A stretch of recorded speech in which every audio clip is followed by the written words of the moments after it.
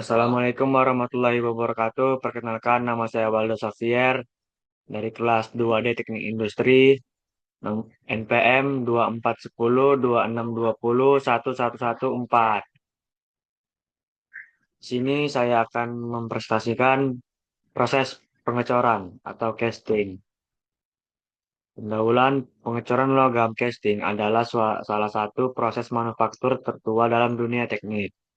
Proses ini melibatkan peleburan logam dan menuangkannya ke dalam cetakan untuk menghasilkan bentuk tertentu.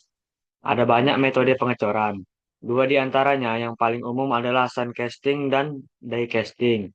Tujuan presentasi ini adalah memahami perbedaan kelebihan atau kekurangan dari proses kedua metode tersebut.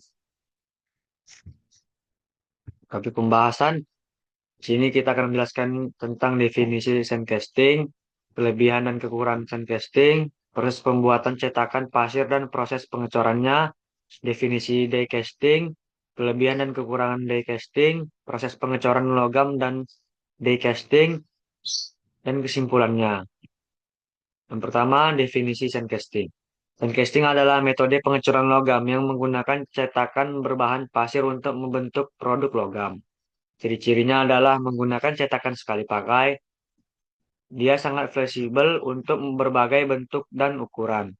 Banyak digunakan dalam industri otomotif, mesin berat, dan pengecoran logam skala besar.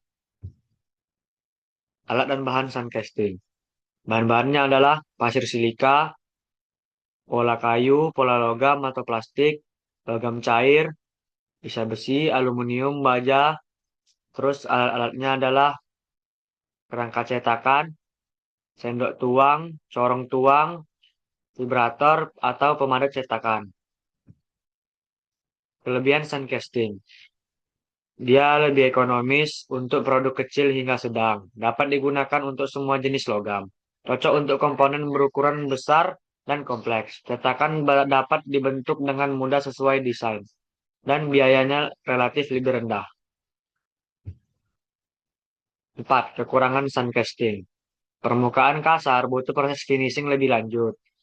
Dimensi produk kurang akurat. Waktu pendinginannya relatif lama atau bisa jadi risiko cacat. Tidak cocok untuk produksi massal karena memakan waktu yang lama. Kualitas produk bergantung pada kualitas pasir. Proses sandcasting. Pembuatan pola, pattern making. Terus membuat bentuk awal dari benda kerja. Pembuatan cetakan pasir atau molding. Pasir dibentuk di sekitar pola, kemudian pola dilepas. Penyisipan inti. Jika diperlukan rongga dalam benda kerja.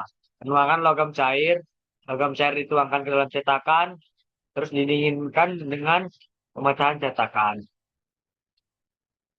Bowling atau shake out. Finishing, terus penghalusan, pemotongan saluran, tuang, dan lain-lain. Definisi die casting. Die casting adalah metode pengecoran logam dengan menggunakan cetakan logam permanen yang disuntikkan logam cair menggunakan tekanan tinggi.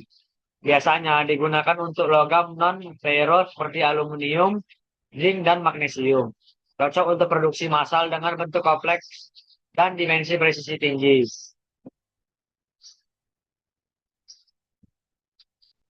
Jenis die casting. Hot chamber die casting. Logam titik lelehnya rendah, zinc dan magnesium. Pompa injeksi berada di dalam logam cair. Cold chamber die casting. Logam titik leleh tinggi, aluminium atau tembaga. Logam cair dituangkan secara manual ke dalam ruang suntik. Kelebihan die casting. Presisi tinggi dan konsisten antar produk. Terus permukaannya hasil coran sangat halus. Produksi cacat. Cocok untuk skala besar. Sedikit atau tanpa finishing tambahan, rongga bentuk rumit dapat dibuat dengan presisi. Kekurangan die casting. Biaya awal sangat tinggi untuk cetakan logam. Cetakan cepat aus jika dipakai berulang kali.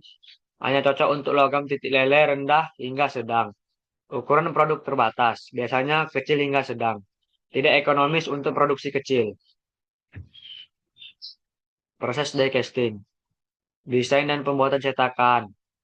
Terus penutupan cetakan, penyuntikan logam cair dengan tekanan tinggi ke dalam cetakan, pendinginan logam dalam cetakan, pembukaan cetakan dan pelepasan produk.